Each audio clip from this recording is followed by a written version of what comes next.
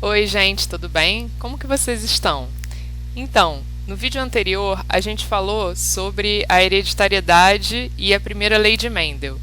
O Mendel, observando características de ervilhas, propôs que cada característica é determinada por um par de fatores, que hoje a gente sabe que são os genes alelos, e que esses fatores se separam na hora da formação dos gametas. E também ele propõe que existem fatores ou genes alelos que são dominantes e genes que são recessivos. E esses dominantes dominam a expressão em relação aos recessivos. Hoje a gente vai ver alguns exemplos de heranças que variam um pouco do que o Mendel propôs. E daí o nome genética posterior a Mendel. Um primeiro exemplo é a pleiotropia. A pleiotropia acontece quando um par de genes alelos determina mais de uma característica. Isso difere do que o Mendel dizia, porque o Mendel dizia que cada característica é determinada por um par de alelos. Um exemplo de pleiotropia é fenilcetonuria. Fenilcetonuria é um quadro em que algumas pessoas, tendo uma mutação, elas não são capazes de produzir uma enzima que metaboliza o aminoácido fenilalanina. E aí, essa pessoa não vai poder se alimentar desse aminoácido. Tanto é que o rótulo dos alimentos tem que avisar. Aqui o exemplo da Coca-Cola Zero, em que o adoçante tem fenilalanina, então tem que ter um aviso para que os fenilcetonúricos não consumam esse alimento. Só que, além da pessoa não ter a enzima, ela tem outras características como consequência da fenilcetonuria. Aqui tem alguns exemplos, né? Alteração na quantidade de pelos, que são diminuídos, alteração na pigmentação da pele, e se ela não se tratar, ela pode ter uma redução da capacidade intelectual. Para evitar que isso aconteça, existe o teste do pezinho, que verifica uma série de doenças. Assim que o bebê nasce, é coletada uma gota de sangue e são testadas a presença de algumas doenças, entre elas a fenilcetonuria. Nesse caso, a pessoa já inicia o tratamento no primeiro dia de vida. E por isso esse teste é muito importante e deve ser feito em todos os bebês. Um outro exemplo de herança diferente do que o Mendel propõe são os alelos múltiplos ou polialelia, que é quando para uma característica existem mais de dois alelos. E um exemplo está aqui, é a coloração do pelo dos coelhos. Nesse caso, a cor da pelagem é determinada por 4 alelos. Um alelo C, dominante, o CCH, que é recessivo em relação a C, o CH, que é recessivo em relação ao CCH e ao C, e o Czinho, que é o alelo recessivo. Então, existe uma hierarquia de dominância. C é dominante em relação a CCH, que é dominante em relação a CH, que é dominante em relação a Czinho. E aí, a pelagem do coelho, o fenótipo, vai depender de qual par de alelos esse coelho tem. Se ele tiver só um alelo Czão, como ele é dominante em relação a todos os outros, a pelagem vai ser agute, que é uma cor acinzentada. Se ele tiver o alelo CCH, mas não tiver Czão, aí a pelagem vai ser chinchila, que também é uma coloração acinzentada, mas um pouco mais claro. E se ele tiver o CH, mas não tiver CCH e Czão, que são dominantes em relação a ele, a pelagem vai ser Himalaia. E se ele tiver os dois alelos recessivos, aí esse coelho vai ser albino. Aqui estão as cores de cada coelho. O selvagem, que é um cinza mais escuro, o chinchila, que é um cinza claro, o Himalaia, que tem só as orelhas e as extremidades, o nariz, as extremidades das patas escurecidas, e o albino, que é o clássico coelhinho da Páscoa, com um coelhinho branquinho, todo branquinho. A polialelia também tem um exemplo na nossa espécie, na determinação dos tipos sanguíneos, ou do que a gente chama de sistema BO. Bom, existem 3 alelos que determinam os nossos tipos sanguíneos. Um alelo IA, um alelo IB e o alelo Izinho. IA e B são codominantes. Um não é dominante em relação ao outro. mas ambos são dominantes em relação a Izinho. Então vamos ver possíveis genótipos e fenótipos, ou seja, qual o tipo sanguíneo de acordo com cada genótipo. Se um indivíduo ele tem 2 alelos IA, ele vai ter o sangue tipo A. Se ele tiver um alelo IA e um Izinho, ele também vai ter o sangue A, porque IA é dominante em relação a Izinho. Se ele tiver os 2 alelos IB, ele vai ter o sangue tipo B. E, da mesma forma, se ele for IB Izinho, ele vai ser B, porque IB é dominante em relação a Izinho.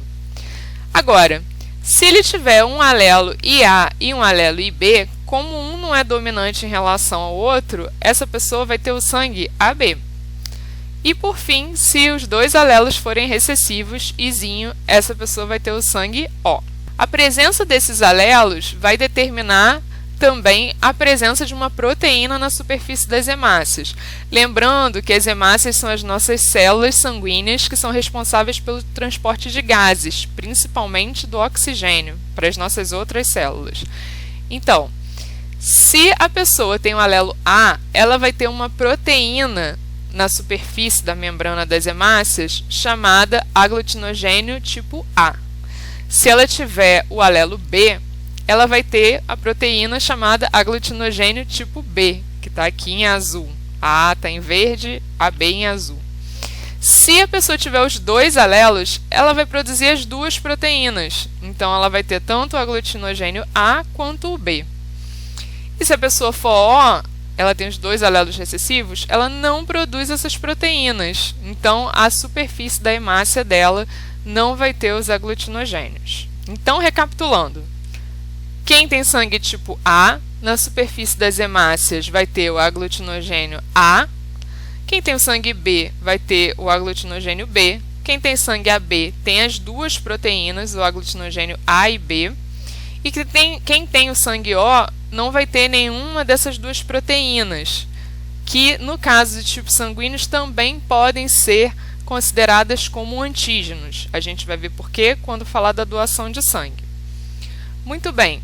A pessoa que tem o sangue A, tem a proteína A, produz anticorpos contra a proteína B. Tá? Ela produz anticorpos contra proteínas que são estranhas ao corpo dela. Então, como o corpo dela não tem a proteína B, ela vai produzir anticorpos anti-B. A pessoa que tem o sangue B tem a proteína B. Então, ela não pode produzir anticorpos contra ela mesma. Às vezes isso acontece em algumas doenças autoimunes, mas lembra, são doenças. Então, normalmente, o corpo não produz anticorpos contra ele mesmo, só em situações de desequilíbrio. Muito bem, se a pessoa tem a proteína B, então, ela vai produzir anticorpos anti-A. Se ela tem as 2 proteínas, ela não vai poder produzir anticorpos contra essas proteínas. Então, essa pessoa não tem anticorpos contra a proteína A e nem contra a proteína B. E, por fim, quem tem o sangue O não tem nenhuma proteína, logo produz anticorpos contra as 2 proteínas. Tem os anticorpos anti-A e os anticorpos anti-B. Aqui, a gente tem um exemplo de tipagem sanguínea, que é como faz para identificar qual é o tipo sanguíneo da pessoa. Tem que ter 2 gotas sempre. Numa gota, quem está fazendo a testagem vai pingar anticorpos anti-A e na outra, anticorpos anti-B. Se esse anticorpo aglutinar, mostra que existe aquela proteína. Então, no caso do soro anti-A, se pingar e aglutinar, sinal de que existe a proteína A ali. Se pingar o anticorpo anti-B e aglutinar, sinal que existe a proteína B. Então, vamos ver os exemplos aqui. No caso de Cláudia, pingou-se o soro anti-A, com anticorpos anti-A, e o sangue não reagiu, não aglutinou. E pingou-se o soro anti-B, e o soro também não provocou uma aglutinação aqui das hemácias. Isso é sinal que a Cláudia tem qual tipo sanguíneo? Acertou se você disse O. Por quê? Ela não tem nem a proteína A e nem a proteína B, que é o caso das pessoas que têm o sangue O ou 0, porque não tem nenhuma das 2 proteínas. Bom, já no caso de Alessandra, pingou-se o soro anti-A e o anti-B.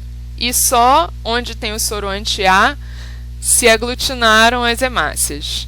Quer dizer que a Alessandra tem que tipo sanguíneo? Acertou se você falou sangue A, porque ela só tem a proteína A. No caso de Luciane, pingou-se o soro anti-A e anti-B e aglutinou onde estava o soro anti-B. Sinal que ela tem a proteína B, logo o tipo sanguíneo dela é B. E por último, Milena, em que os dois soros provocaram a aglutinação. Sinal de que a Milena tem as duas proteínas, logo ela tem o sangue AB. Entender os genótipos e fenótipos provocados pelo sistema BO é importante para entender os processos de doação de sangue, doação e transfusão de sangue. Você já deve ter ouvido falar que você não pode doar sangue para qualquer pessoa e nem receber sangue de qualquer pessoa. E um dos motivos disso é o fato das nossas hemácias serem diferentes e elas poderem funcionar como um antígeno, ou seja, como um corpo estranho, por terem uma proteína diferente das proteínas que as nossas hemácias têm. Então, no caso de quem tem sangue A, o genótipo pode ser IA-IA ou IA-Izinho, homozigoto ou heterozigoto. O tipo sanguíneo, a proteína que a gente vai encontrar na hemácia é A. O soro é anti-B. E aí, essa pessoa vai poder doar tanto para quem é A, que tem as proteínas ou os aglutinogênios A igual, quanto para quem é AB, que também vai ter o aglutinogênio A e não tem soro anti-A. E pode receber sangue de quem tem o sangue igual, que é A, ou de quem tem sangue O, que não tem nenhuma das duas proteínas, logo não vão funcionar como um antígeno para a pessoa que tem o sangue A. Quem tem o sangue B? Genótipos a gente já viu, IB, IB ou IB-Izinho. O antígeno é a proteína B.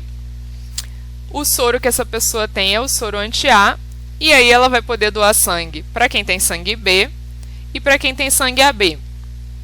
Ela vai poder receber quem tem o sangue igual ao dela, que tem a proteína B, ou quem tem o sangue O, que não tem nenhuma das duas proteínas funcionando como antígeno numa eventual doação de sangue.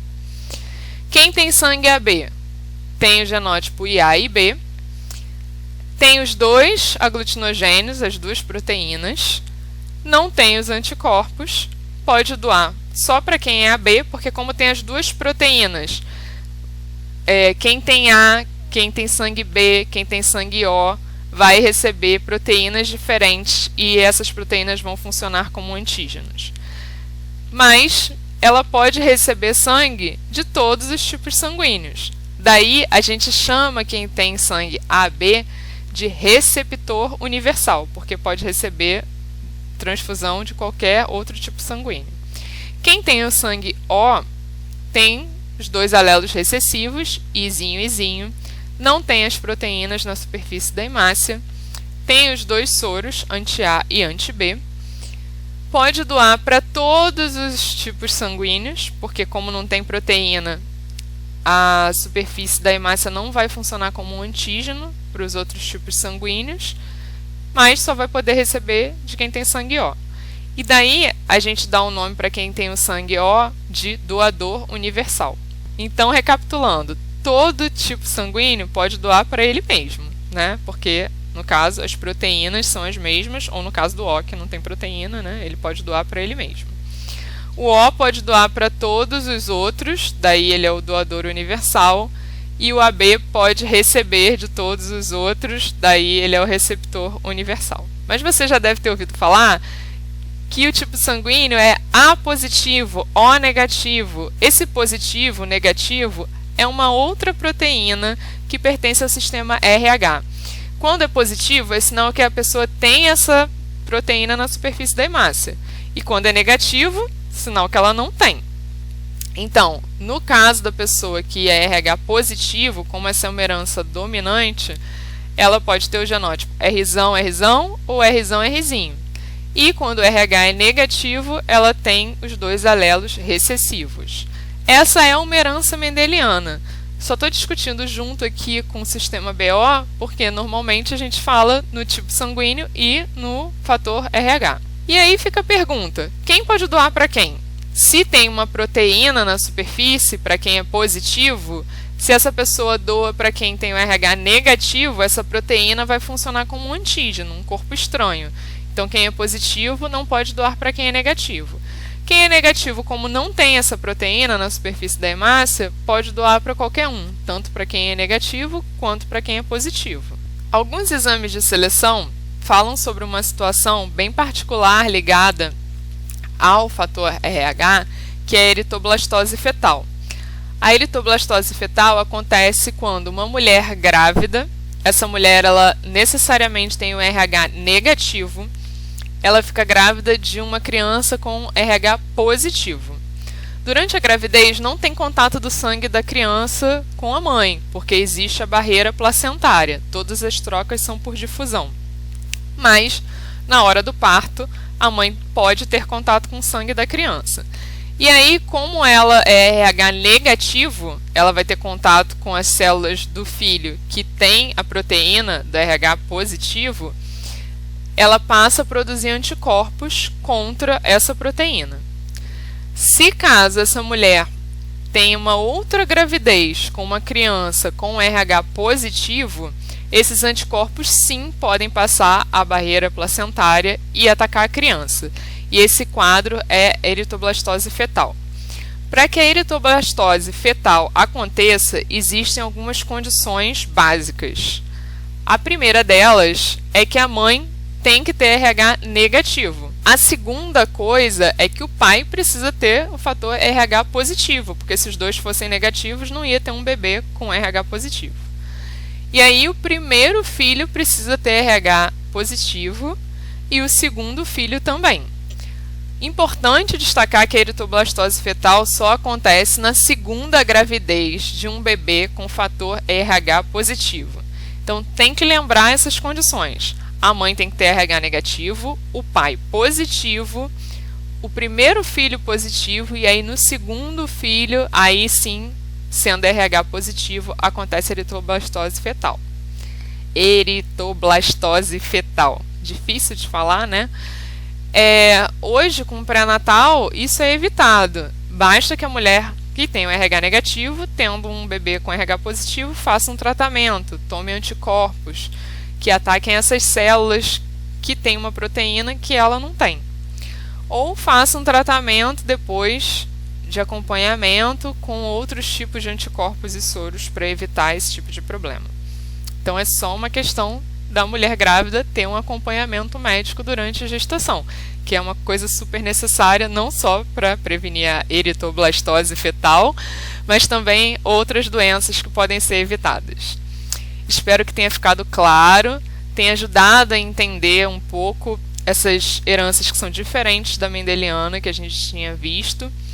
Nas provas que vocês vão fazer no exame de qualificação da UERJ, algumas questões pedem para identificar qual é o tipo de herança. E aí é importante conhecer esses nomes, o que é pleiotropia, o que são alelos múltiplos, o que é o sistema BO, né? O que é o fator RH. Então é importante conhecer diferentes tipos de herança e de padrões de hereditariedade. No Enem, algumas questões já aparecem mais relacionadas ao sistema BO. E na segunda fase da UERJ também. Então, para quem for fazer específica, é importante conhecer esses padrões de herança. Tá bom, gente? Espero que tenha ficado claro. Qualquer dúvida é só entrar em contato.